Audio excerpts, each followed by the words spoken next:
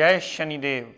प्रिय दर्शकों, मैं राजेश जोशी आपका ज्योतिष जागृति केवल सत्य कार्यक्रम में आज फिर से स्वागत करता हूं।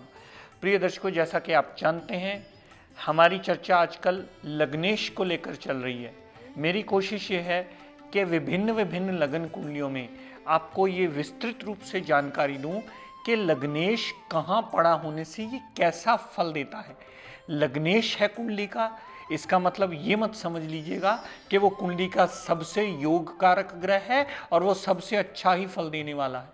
हो सकता है यही लग्नेश आपकी कुंडली का पट्टा बिठाने वाला ग्रह हो कि अगर उसकी प्लेसमेंट गलत हो गई। हर ग्रह अपनी प्लेसमेंट से डिसाइड किया जाता है वो कितना अच्छा या कितना बुरा फल देगा और कितने प्रतिशत अच्छा या बुरा फल देगा, ये उसकी डिग्री वाइज कैपेबिलिटी से डिसाइड किया जाता है। मैंने पहले एपिसोड्स में प्रिय दर्शकों कोशिश की कि मैं मेष लगन की कुंडली में हर भाव में बताऊं कि मंगल की प्लेसमेंट्स कैसी रही। उसके बाद मैंने कोशिश की पिछले 2-3 एपिसोड्स में बताऊं कि वृष लगन की कुंडली में शुक्र देवता की प्लेसमेंट अलग अलग भावों में हमें कैसा रिजल्ट्स देती है। आप इसकी विस्तृत जानकारी प्रिय दर्शकों लेते चले जाइए ताकि स्वयं कैलकुलेशन करने में आपको ये बहुत बड़ी सहायक सिद्ध हो सके। लग्नेश है तो ये याद रखिए कि वो कुंडली का सबसे योग कारक ग्रह है और योग कारक की डेफिनेशन लिख लीजिए, अपने दिमाग में बिठा लीजिए कि जहां बैठना, जहां देखना, जहां जाना उस घर की वृद्धि कर देना। प्रिय दर्शकों, अगर लग्नेश 6-8-12 में भी चला जाए तो वो 6-8-12 भावों की वृद्धि कर देता है, तो फिर वो लग्नेश पॉजिटिव नहीं रहता या वो लग्नेश कमजोर नहीं होता, वो अशुभ हो जाता है। आप उस जातक से पूछ सकते हैं जिसका लग्नेश 6-8-12 में पड़ा है और उसकी दशा अंतरदशा चल रही है, उस पर क्या बीत रही है। सदैव उसका पाठ पूजन करके, उसके आगे नमन करके, उसके जुड़े हुए रिश्तों को सुधार करके, उसके इष्ट देव की नमन पूजा आराधना करके ही उसे मनाया जा सकता है। उस घर के पाप प्रभाव के बचने के नतीजे ढूंढे जा सकते हैं या वो रिजल्ट्स हमें गेन करने में तब सहायक होता है जब आप उसे पाठ पूजन करके नमन करें और उससे विनती करें कि वो 6-8-12 में या नीच का पड़ा है तो वैसे फल वो हमें ना दे, तब वो ग्रह अपना पाप प्रभाव छोड़ता है। तो प्रिय दर्शकों, ये बात सदैव स्मरण रखिएगा, योग कारक ग्रह भी आपका पट्टा बिठाने में बहुत बड़ा मेजर रोल प्ले करता है और कुंडली का मारक ग्रह भी कहीं विपरीत राजयोग की स्थिति में आ गया तो अपनी दशा अंतरदशा में अच्छा फल देने में वो सक्षम होता है। कभी ये सोच करके, ये समझ करके ये डिसाइड मत कर लीजिएगा कि ये तो दानव लगन की कुंडली है तो देवताओं के दान कर दो, दानवों की कुंडली है तो देवताओं के, देवताओं की कुंडली है तो दानवों के। इस हिसाब से कुंडली का एनालाइजेशन नहीं किया जाता। ये टोटली एनालाइजेशन करने की गलत थ्योरी है। कुंडली टू कुंडली ये बात वेरी करती है। हो सकता है इस मिथुन लगन की कुंडली में मंगल विपरीत राजयोग बना करके बैठा हो और वो अपनी दशा अंतरदशा में आपका बेड़ा पार लगा दे। तो ये बात निर्णय करने से पहले कि कौन सा ग्रह आपको कैसा फल देने वाला है, कुंडली का सही ढंग से विवेचन कर लीजिए। अगर नहीं समझ में आया तो अपने आसपास किसी विद्वान से करवा लीजिए। इस थ्योरी पर कदापि मत चलिएगा कि देव लगन की कुंडली है तो दानवों का दान कर दो, दानव लगन की कुंडली है तो देवताओं का दान कर दो। ये सदैव थ्योरी आपको गलत मिलेगी बहुत सारी कुंडलियों पर।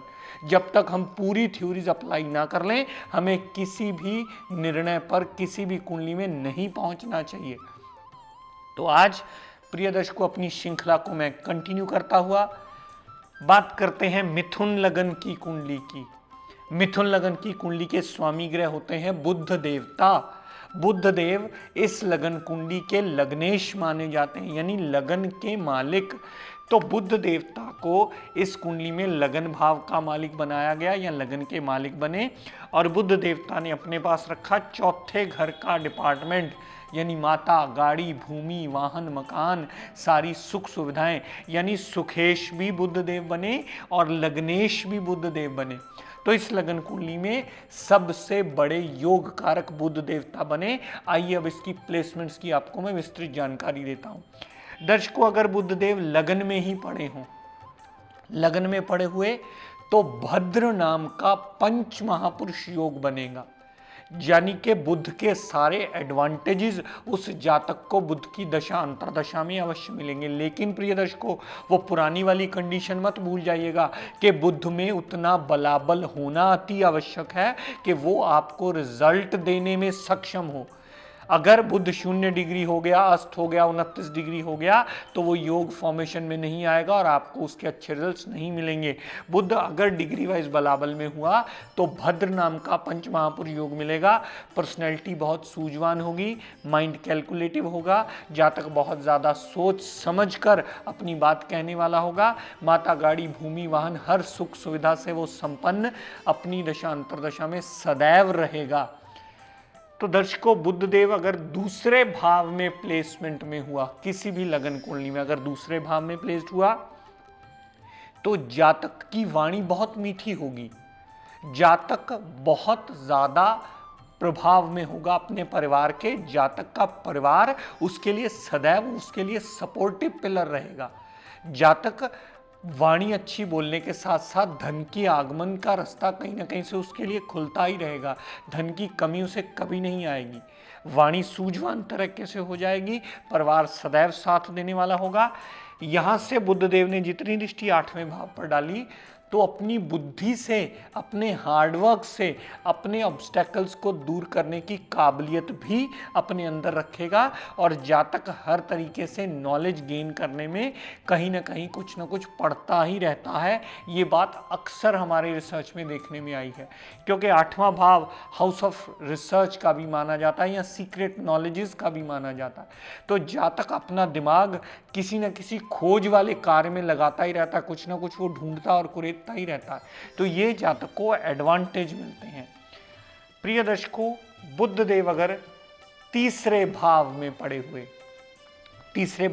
हुए जातक को मेहनती बना देंगे।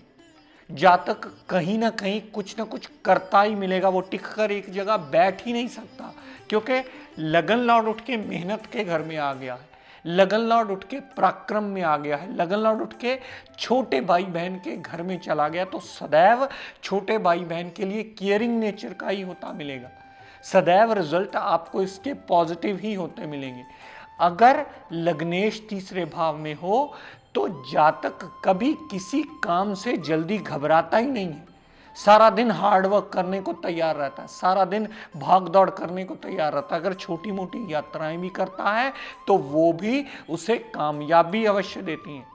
हमारे एक स्टूडेंट हैं मिसेस अनीता नरूला जी, उनका 3rd हाउस में पड़ा। जब हम अक्सर उनसे बात करते हैं तो उनसे कहते हैं कि आपका ये 3rd हाउस में बुध पड़ा है, ये आपको कहीं ना कहीं काम में अटका ही रखता है, और कुछ ना हो बेशक कंप्यूटर पे चेस ही खेलते रहे। तो वो कहते हैं हाँ सर, दिमाग तो मेरा ऐसे ही चलता ही रहता है, टिक के नहीं मैं बैठ सकती। तो ये प्रैक्टिकल फैक्ट हमने लाखों कुंडलियों पर अप्लाई करके देखा है कि जातक का अगर लगन लॉर्ड ही तीसरे भाव में पड़ा हो तो जातक मेहनती अवश्य होता है, जातक दूसरे के केयर करने वाला और अपने छोटे भाई बहन से लगाव अवश्य रखता है। यहां से बुध देव ने जितनी दृष्टि 9वें भाव पर डाली, जातक का पिता से बहुत लगाव होता है, जातक धर्म को मानने वाला होता है, जातक रिसर्च में जाने में बहुत ज्यादा रुचि रखता है, जातक दूसरों के भले की बहुत ज़्यादा सोचता है कि मैं रिसर्च ऐसी कर लूँ कि जिससे दूसरों का भला हो पाए। ऐसे मैंने बहुत सारे प्रैक्टिकल एग्जाम्पल्स देखे। तो 9वें भाव के रिगार्डिंग भी हमें पूर्णतः पॉजिटिव रिजल्ट ही मिलते हैं। जातक विदेश यात्रा भी करता है, धर्म को मानता भी है, पिता की केयर भी करता है, रिसर्च भी करता है। इस तरह के पूर्णतः 9वें भाव के एडवांटेज उसे अवश्य मिलते हैं। दर्शकों, अगर बुध देव चौथे भाव में पड़े हुए, चौथे भाव में कन्या राशि में पड़े हुए बुध देवता उच्च के हो जाया करते हैं। उच्च के अगर आपका लगन लॉर्ड ही केंद्र में उच्च का हो जाए तो भद्र नाम का पंच महापुरुष योग यहां भी बनता है। अगर उसमें डिग्री वाइज बलाबल हुआ तो हमेशा बुध की दशा अंतरदशा में माता से बहुत लगाव रहता है उस जातक का, परिवार से दूर नहीं जाता जातक, माता, गाड़ी, भूमि, वाहन सारी सुख सुविधाओं से संपन्न होता है और अपनी दशा अंतरदशा में और ज्यादा सुख अर्जित अवश्य कर लेता है। यहां से बुध देव ने जितनी दृष्टि 10वें भाव पर डाली तो कामकाज में भी वृद्धि मिलती है। कामकाज बुद्धि से जुड़ा हुआ कर ले उससे लाभान्वित होता है। कामकाज अपने दिमाग से एक से ज़्यादा भी कर लेता है। तो भद्र नाम का पंचमहापुरुष योग यहाँ पूर्णतः फलित होता है और अपने चौतरफा लाभ के रिजल्ट उस जातक को अवश्य देता है। लेकिन प्रिय दर्शकों, मैंने आपको लगन में, दूसरे भाव में, तीसरे भाव में, चौथे भाव में जितने भी रिजल्ट बताए, इसमें थोड़ी बहुत वेरिएबिलिटी सिर्फ इस वजह से हो सकती है कि आपका बुध डिग्री वाइज कितना बलाबल लेकर के बैठा है। हो सकता है कोई साइकिल पे जा रहा हो और उसकी बुध की महादशा अंतरदशा आ जाए तो वो स्कूटर अर्न कर लेगा या स्कूटर परचेज कर लेगा। अगर छोटी गाड़ी में चलता है जातक तो अगर बुध अच्छा पड़ा हो तो वो बड़ी गाड़ी ले लेता है। अगर बड़ी गाड़ी में जाला है तो उससे बड़ी गाड़ी ले लेगा। यानी इम्प्रूवमेंट आना तो तय है। जिस स्टेटस में आप हो, अगर बुध उच्च का अपनी दशा अंतरदशा में आता है और उसमें डिग्री वाइज बलाबल होता है तो वो अपना स्टेटस, आपके स्टेटस को इम्प्रूव करने में अपनी दशा अंतरदशा में सहायता अवश्य करता है। लेकिन ये आपको देखना होगा कि आप पहले किस स्टेटस में थे और आपका बुध कितने अंश लेकर के चौथे भाव में उच्च का हुआ पड़ा है।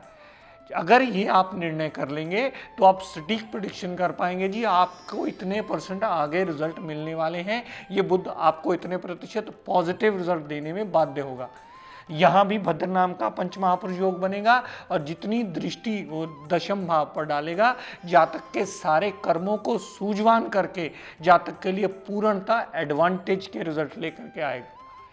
तो प्रिय दर्शकों, जैसा कि आपने देखा कि लगन लॉर्ड भी हर घर में अलग अलग किस्म के रिजल्ट देता है। वो जिस भाव में बैठता है वो वहाँ के रिजल्ट आपको देता है, क्योंकि लगन लॉर्ड इस कुंडली का सुप्रीम पावर, यानी लग्नेश आप स्वयं बन जाते हैं।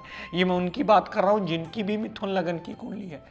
लग्नेश स्वयं आपका होना सदैव आपको लाभान्वित करता है, लेकिन उसका भाव किस में पड़ा है, वो किस भाव में विराजमान हुआ है, कितने अंश लेकर पड़ा है, इसका निर्णय ये देख कर करना है। आपकी दशा अंतरदशा बताएगी कि आपको अब कितने % रिजल्ट मिलने वाला है। अगर वो अच्छे भाव में है, अच्छी डिग्री लेकर के बैठा है, तो सदैव उसकी दशा अंतरदशा आपको लाभान्वित ही करेगी।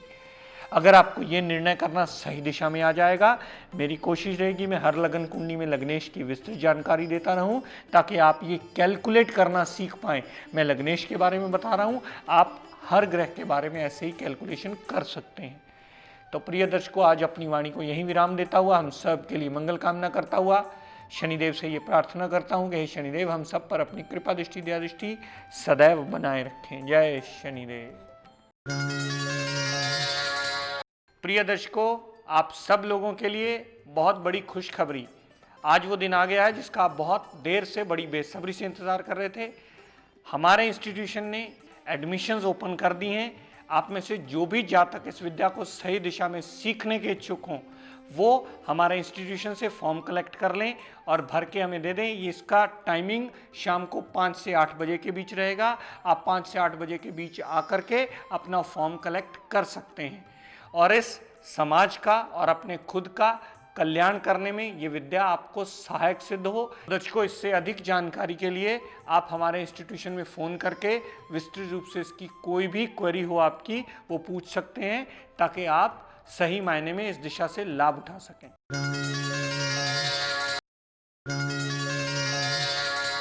जोशी एस्ट्रो ज्ञान गंगा ग्रुप की ओर से हर साल की तरह फ्री ज्योतिष कैंप 25/11/2012 को सुबह 11 बजे से शाम 5 बजे तक 30L मॉडल टाउन लुधियाना में लगाया जा रहा है, जहां पर आपकी सभी समस्याओं का समाधान माहिर ज्योतिषों द्वारा किया जाएगा।